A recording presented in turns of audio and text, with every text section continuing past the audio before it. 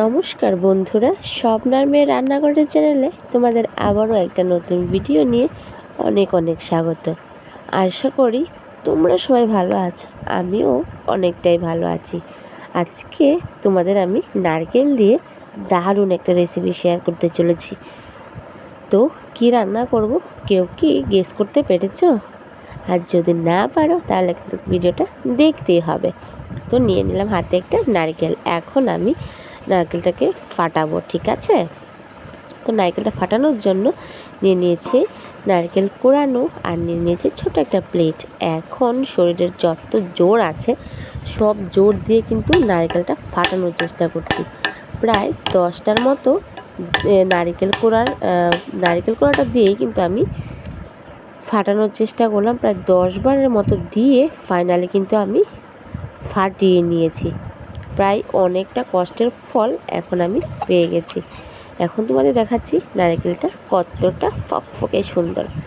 আর নারকেলটা ফাটিয়ে চট করে আমি খেয়ে নিলাম নারকেলের জলটা। খেয়ে শরীরে আবার একটু শক্তি নিয়ে আসলাম। তারপর এখন আবারও যে শক্তিটা নারকেলের জল থেকে পেয়েছি ওই শক্তিটা ব্যয় করে এখন আমি নারকেলটাকে পুড়িয়ে নিচ্ছি, ঠিক আছে?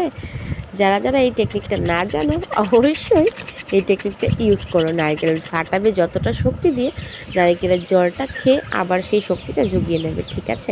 তো এরকম করতে করতে আমি কিন্তু পুরোটা নারকেল কুড়িয়ে নিয়েছি।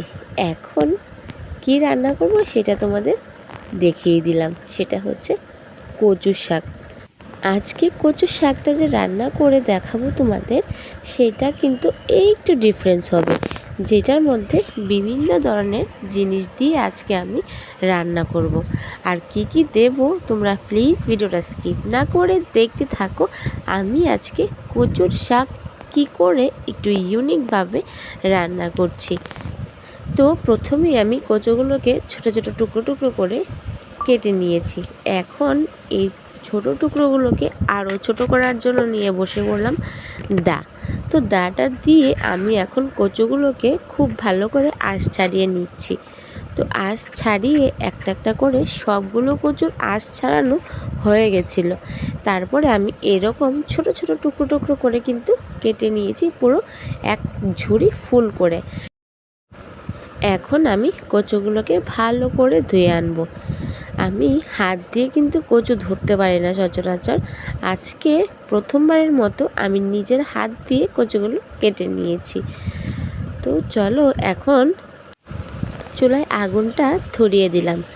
তোমরা হয়তো দেখে নিয়েছো, এই যে দেখো আমার চুলায় কিন্তু ধপধপ করে আগুন জ্বলছিল আর আমি এদিকে কচুগুলো কেটে রেডি করে নিয়েছিলাম। এখন আমি কচুগুলোকে ভালো মতো করে ধুয়ে নিয়ে আসছি।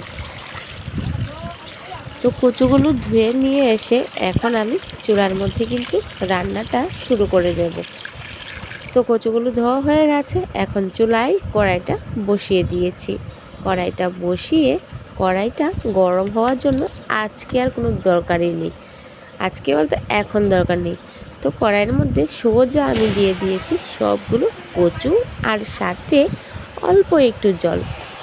কচুর মধ্যে জল কিন্তু না দিলেও হয়, আমি আজকে জল দিয়েছি কারণ হলো আজকের কচুগুলো মানে কচুর ডগাগুলো একটু মোটা মোটা ছিল, যার কারণে আমি একটু জল দিয়েছি। আমি একটু কনফিউশনে ছিলাম যে সেদ্ধটা ভালোভাবে হবে কি না, তাই আমি জল দিয়ে ভালো করে ঢাকা চাপা দিয়ে 10 থেকে 15 মিনিট রেখে দিয়েছিলাম। তারপরে ঢাকাটা খুলে অল্প একটু নাড়াচাড়া করে এখন আরও কিছু সময় রাখলাম সেদ্ধ হওয়ার জন্য।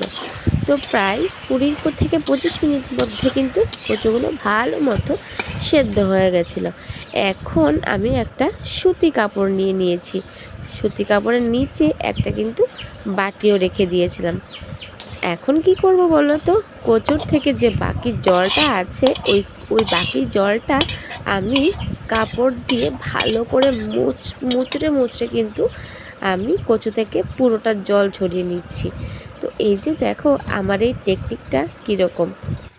এরকমভাবে যদি কচুর থেকে জল ছড়ানো যায় তাহলে কিন্তু পুরোটা জলই কিন্তু ভালোভাবে পরিষ্কার হয়ে যায়। তো দেখো অনেকটা টাইম কিন্তু আমি এটা দিয়ে ভালো করে চেপে চেপে ভালো মতো করে কিন্তু পুরোটা জল ছড়িয়ে নিয়েছি। আর ছড়ানোর পর চলো তোমাদের দেখাই কচুগুলো দেখতে কীরকম লাগছিল। তো এই যে দেখো পুরো কিন্তু অল্প একটু কচু হয়ে গেছিলো। হ্যাঁ, যেহেতু পুরোটা জল আমি ভালো করে চিপে চিপে ঝরিয়ে নিয়েছি, আমার কিন্তু ভাজার সময় আর বেশি টাইম রান্না করতে হবে না। তো এখন হচ্ছে ফাইনালি তোমাদের দেখানোর জিনিস, যেটা হচ্ছে আমি আজকে কচুর শাকে কী কী ইউজ করছি। নিয়েছি কাজু বাদাম, নিয়েছি কটা কাঠবাদাম, নিয়েছি কিশমিশ, আর নিয়েছি ব্ল্যাকবেরি কিশমিশ। ঠিক আছে, তো আজকের ইউনিক জিনিস হচ্ছে এইটা দিয়ে আমি আজকে প্রথমবারের মতো কচুর শাক তোমাদের রান্না করে দেখাবো। তো চলো, কচুটা রান্না করার জন্য কড়াইটা ধুয়ে বসিয়ে দিলাম চুলার মধ্যে। আর কড়াইটা যখন গরম হয়ে গেছিলো তখন দিয়ে দিয়েছিলাম তেল, গোটা তেজপাতা, কিছু পাঁচফোড়ন, আর দিয়েছিলাম নারকেল কোড়াটা। তারপরে যে ড্রাই ফ্রুটগুলো আমি তোমাদের দেখালাম, সবগুলো ড্রাই ফ্রুটও আমি নারকেলের সাথে ভালো করে ভেজে নিচ্ছি। তো নারকেলটাকে আমি আজকে পুরো লাল লাল করে ভেজে নিয়েছি। তো এখন সবগুলো উপকরণকে ভালো করে ভেজে দিয়ে দেব সেদ্ধ করা কচুর শাক, মানে কচুর ডগা। তো এখন কচুরটাকে দিয়ে কচুর মধ্যে দিয়ে দিলাম পরিমাণ মতো লবণ, হলুদ, তারপরে অনেকটা টাইমের জন্য নাড়াচাড়া, যতক্ষণে না কচুটা ভালোভাবে ভাজা হচ্ছে। যত কচু ভালোভাবে ভাজানো যায়, মানে চুলার মধ্যে রেখে নাড়াচাড়া করানো যায়, ততই কিন্তু গলায় ধরার চান্স না থাকে, মানে থাকেই না। তো তারপরে আমি অনেকটা টাইম নাড়াচাড়া করে দিয়ে দিলাম অনেকটা পরিমাণে কাঁচামরিচের চেরা। তারপরে আবারও একটু নাড়াচাড়া করে করে কচুটাকে ভর্তার আকারে বানাতে শুরু করলাম। তারপরে দিয়ে দিলাম জিরের